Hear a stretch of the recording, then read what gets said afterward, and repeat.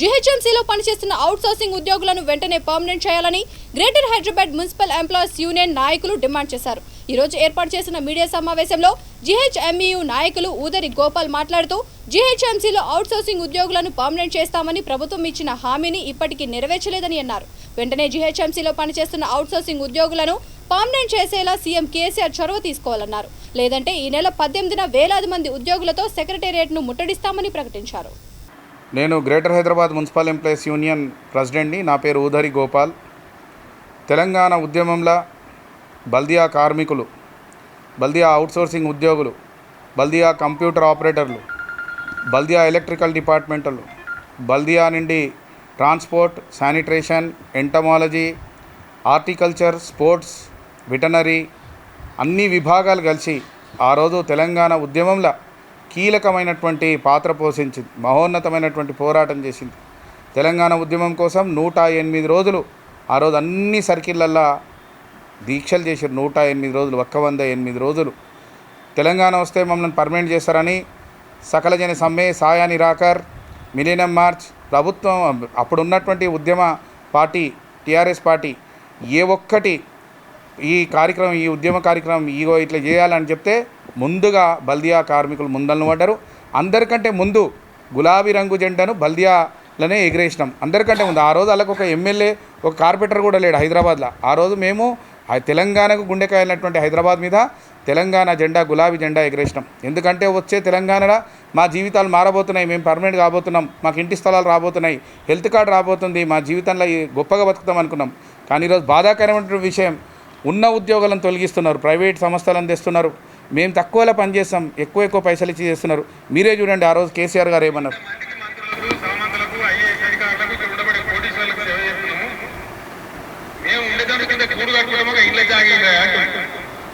అదేం కానిపైన ఎల్లారులైతే పేపర్ల నిండా ప్రకటనలు అభివృద్ధి, తోకా, గుండెం, ఇక గీసినోనికే గుండు, తిన్నోనికే ఇస్తారాటు, వాళ్ళ నోటికి మోకాలు ఏ వద్ద కదా. మరి ఇళ్ళన్నీ కట్టినా పేదలందరూ సుఖం ఉంటారు. మరి మీరు ఎందుకు వీళ్ళకి ఇళ్ళ జాగా ఇస్తారు? ఇప్పుడు బ్రహ్మ పదార్థం అది. ఒక ప్రభుత్వం అని కూడా చేయలేదు పైన వీళ్ళు ఈ దుర్మార్గులు. దాన్ని మేము కొట్టాడదాం, అసెంబ్లీలో నిలదీద్దాం. కానీ నేను మీకు 2 విషయాలు ప్రామిస్ చేస్తా ఉన్నా. మీ బిడ్డగా తెలంగాణ రాష్ట్రం వచ్చిన మరుక్షణం ప్రభుత్వం నుంచి అవసరమైతే ప్రత్యేకమైన ఉత్తర్వులు ఇచ్చి ఎవరైతే అవుట్ సోర్సింగ్ 20,000 మంది కార్మికులరో వాళ్ళందరినీ NMR పర్మినెంట్ చేస్తాం. 100% కేసీఆర్ గా మీకు వాగ్దానం చేస్తామని ఈ మాట. నేను ఎంత గట్టిగా మీకు వాగ్దానం చేస్తున్నానో అంతే గట్టిగా మరి ఇలా గోపాలను గెలిపించిండ్రో హైదరాబాద్ 18 డివిజన్లలో భాజపా ఆఫీస్ తీసుకొని గులాబీ జెండా ఎట్లయితే ఎగరేసిందో మీరు తలుచుకుంటే హైదరాబాద్ నగరంలో రేపు టీఆర్ఎస్ జెండా కూడా అదే విధంగా ఎగరాలి. మీరు విన్నారు కదా, తను అన్నట్టే హైదరాబాద్లో మేమే మొట్టమొదటి గెలిచినాం. హైదరాబాద్లో కష్టపడ్డాం. వాళ్ళు అన్ని రకాల ఇబ్బందులలో ఉన్నప్పుడు మేము ఆదుకున్నాం. మా తెలంగాణ మా ఉద్యమం అని. ఈరోజు ఆర్టీసీని విలీనం చేసి మరి జీహెచ్ఎంసీని మర్చిపోవడం ఎంతవరకు కరెక్ట్? స్వయాన ఆయన నోరుతాడు అంటున్నాడు కదా, ఎట్లా మర్చిపోతాడు ఆయన? ఆ పెద్ద మనిషి ఎట్లా మర్చిపోతాడు? ఉద్యమకారుడు అయినటువంటి కేసీఆర్ ఆ రోజు తన నోరుతోడు చెప్పినటువంటి డిమాండ్స్ ఇవి. మేమేదో మా నోరుతోడు చెప్పినవి కావు. మరి ఈరోజు ఆర్టీసీని విలీనం అంటే ఆర్టీసీ స్థలాలు ఉన్నాయి, ఆర్టీసీ దగ్గర ఎసెట్స్ ఉన్నాయి, ఆస్తులు ఉన్నాయి, అవి ఉన్నాయి, ఇవి ఉన్నాయి అని కాదు. మీరు ఆలోచించుర్రి. జిహెచ్ఎంసీ మీకు ఆ రోజు బల్దియా దక్కా తెలంగాణ పక్కా అని మీ ఎమ్మడి నిలబడ్డది. జిహెచ్ఎంసీ మొట్టమొదటిగా గులాబీ రంగు జెండా ఎగరేసింది. జిహెచ్ఎంసీ ఈరోజు అతి తక్కువ కార్మికులతోటి, అవుట్సోర్సింగ్ కార్మికులు 27,000 మందే ఉన్నారు. కంప్యూటర్ ఆపరేటరు కాడికెళ్ళి తీసుకొని నీకు సెక్యూరిటీ గార్డ్ దాకా కేవలం 27,000 మంది ఉన్నారు. ఇవాళ ప్రజలు ఎంతమంది? 1,30,40,00,000 మంది హైదరాబాద్లో ప్రజలు ఉంటే కనీసం వాళ్ళకి 1,00,000 మంది కార్మికులు పనిచేయాలి. కానీ అతి తక్కువ కార్మికులం మేము పనిచేస్తున్నాం, కష్టాలలో పనిచేస్తున్నాం, అతి తక్కువ జీతంలో పనిచేస్తున్నాం. నీకు అర్థం కానప్పుడు సఫాయి వాళ్ళకు సలాం అంటావు, 500 పెంచుతావు, మొత్తం ప్రపంచం అంతా చెప్తావు బల్దియా వాళ్ళకి జీతం పెంచినామని. 1000 రూపాయలు పెంచుతావు, మొత్తం పెంచుతావు. ఇవాళ తిప్పి కొడితే మా జీతం ఎంత? 20,000 కూడా కాదు, 18,000 రూపాయల జీతం. మరి మీ జీతం ఎంత? చిన్న రాష్ట్రం ఇది తెలంగాణ. ఇండియా ముంగడ పోలిస్తే తెలంగాణ చిన్న రాష్ట్రం. మీరు అక్షరాల 4,25,000 రూపాయల జీతం మీరు తీసుకుంటున్నారు. ప్రైమ్ మినిస్టర్ గారి జీతం ఎంత? కేవలం 1,50,000.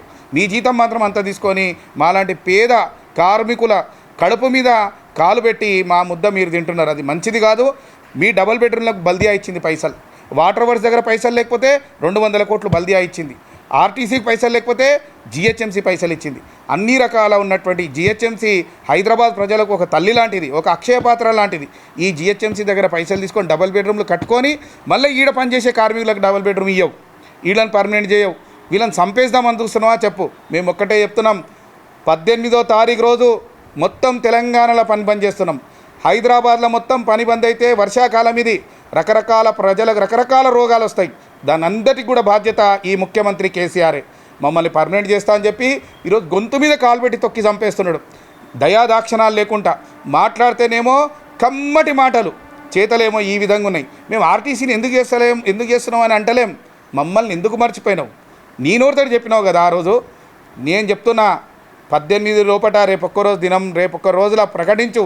బల్దియా కార్మికులు నా ఎమ్మటి ఉండే, బల్దియా దక్క తెలంగాణ పక్కా అని ఆ రోజు నా ఎమ్మటి నిలబడ్డారు. ఖచ్చితంగా కూడా వాళ్ళందరినీ పర్మనెంట్ చేస్తా ఆర్టీసీ లాగా అని చెప్పు. లేకపోతే మరో ఉద్యమం, మలదశ ఉద్యమం. నేను అంటున్నా కదా, ఈ ఉద్యమంతో తెలంగాణ పేరు మీద ఎంతమందికి అన్యాయం ఉందో వాళ్ళందరూ కూడా వస్తారు. మళ్ళా నేను ఒక్కటే విషయం చెప్తున్నా, మాతోటి పెట్టుకోకు, మేము ఆకలి మంటల్లో పనిచేస్తాం. నువ్వే చూసినావు ఆ రోజు మా ఎమ్మటుండి లాఠీలకు భయపడలే.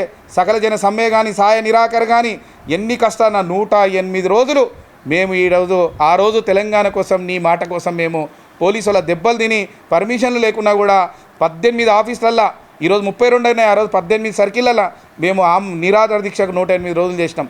మా త్యాగాన్ని గుర్తు చేసి ఇమీడియట్గా పర్మనెంట్ చేయకపోతే మాత్రం పరిణామాలు చాలా తీవ్రంగా ఉంటాయి. హైదరాబాద్ పోయి చెత్తాబాద్గా మారుతుంది. నేను ప్రతి ఉద్యోగ కార్మికుడికి చెప్తున్నా, ఈ మెసేజ్ని ప్రతి ఒక్కరి దాకా పంపించండి. మన జిహెచ్ఎంసీ కార్మిక ఉద్యోగులకే కాదు, చుట్టాలకు, పక్కాలకు, మేధావులకు, బయట ఉన్నటువంటి మేజిస్ట్రేట్ సార్లకి, అడ్వకేట్లకి, డాక్టర్లకి, అందరు మేధావులకి, లోకానికి తెలవాలి.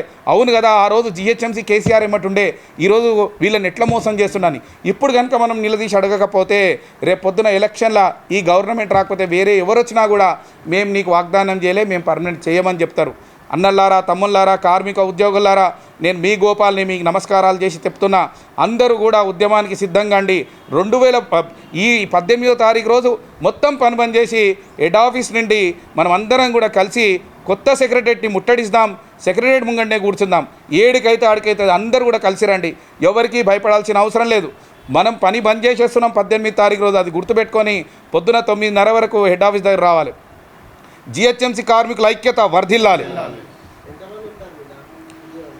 అవుట్సోర్సింగ్ కార్మికులు 27,500 మంది ఉంటారన్న. పర్మనెంట్ ఉద్యోగులు 3,600 మంది ఉంటారు. పర్మనెంట్ ఉద్యోగులకి హౌస్ సైట్స్ ఇస్తున్నారు, ఇల్లు కట్టిస్తున్నారు. అవుట్సోర్సింగ్ ఉద్యోగులకి మా దగ్గర జిహెచ్ఎంసీ ఖజానా నుండి పైసలు తీసుకొని డబుల్ బెడ్రూమ్లు కట్టించారు. ఒక పేపర్ ఇచ్చారు, నేను అడిగితే దానికి ఒక పేపర్ ఇచ్చారు. ఖచ్చితంగా మేము నీకు ఇస్తాం గోపాల్, మీరు పోయి కలెక్టర్ని కలువురు అంటే మేము పోయి కలెక్టర్ని కలిస్తే అది మరి 7 వరకు వచ్చింది, ఏంది మాకు చెప్తలేరు. మళ్ళీ కలెక్టర్లు ట్రాన్స్ఫర్ అయిందన్నారు, అట్లా అన్నారు, ఇట్లా అన్నారు. మమ్మల్ని పిచ్చోళ్ళని చేసి అక్కడిక్కడ తిప్పుతారు. ఖాళీ పేపర్ల వరకే, ఏది ఇచ్చినా మాకు పేపర్ వరకు ఇస్తారు, ఆగమాగం చేస్తారు. ఆ పేపర్ కూడా మీ అందరికి కూడా చూపిస్తాను నేను. ఒక్క 5 నిమిషాలు కూడా ఈరోజు వరకు మున్సిపల్ శాఖ మంత్రి మాకు టైం ఇవ్వలేదు. 5 నిమిషాలు ఇవ్వలేదు. ఆయన అసలు మాటలేమో ఎంతో గొప్పగా ఏదో చెప్తారు. 5 నిమిషాలు కూడా మాకు వాళ్ళు టైం ఇవ్వలేదు.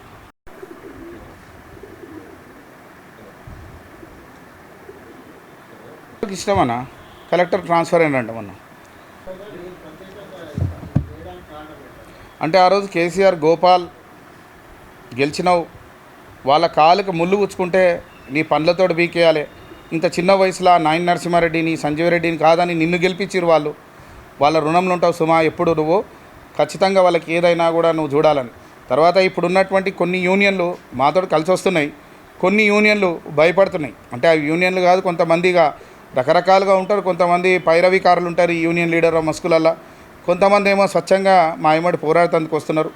అంటే ఇప్పుడు మొత్తం 27,000 మందిలోకి వెళ్ళి దాదాపు 16-17,000 మంది మా యూనియన్ తోటే ఉంటారు. మిగతా యూనియన్లు అంతా అంతంత మాత్రం చిన్న చిత్క యూనియన్లు ఉంటాయి.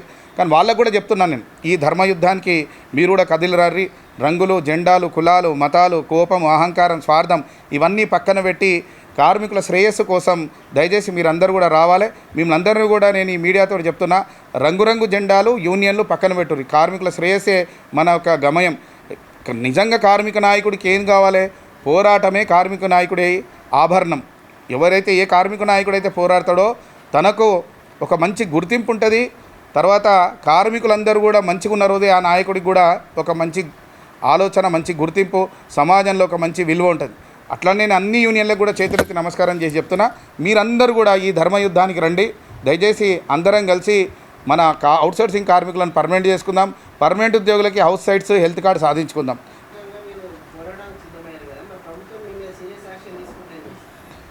ప్రభుత్వము మేము సీరియస్ యాక్షన్ తీసుకుంటే మేము సంతోషపడతాం. ఎందుకంటే ప్రభుత్వం నిజంగా కూడా చిత్తశుద్ధి ఉంటే మరి ఆ రోజు తెలంగాణ ఉద్యమంలో మన ఎమ్మటి ఉన్నారు, పోరాటంలో మన ఎమ్మటి ఉన్నారు, ఆకలి మంటలో మన ఎమ్మటి ఉన్నారు.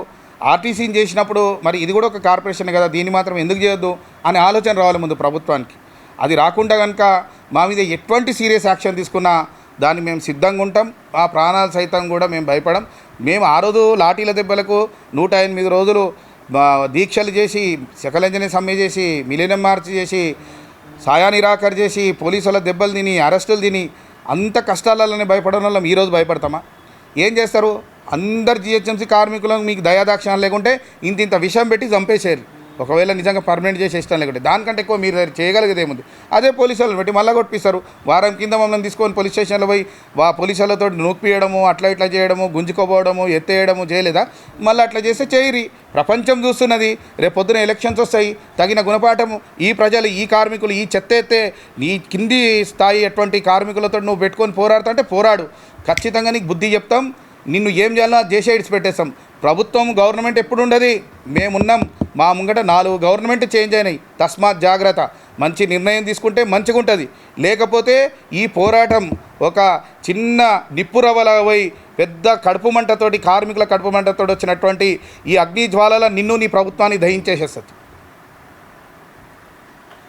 జిహెచ్ఎంసీ కార్మికుల ఐక్యత, జిహెచ్ఎంసీ కార్మికుల ఐక్యత, జిహెచ్ఎంసీ కార్మికుల ఐక్యత, జిహెచ్ఎంసీ కార్మికుల ఐక్యత, జిహెచ్ఎంసీ కార్మికుల ఐక్యత, జిహెచ్ఎంసీ కార్మికుల ఐక్యత.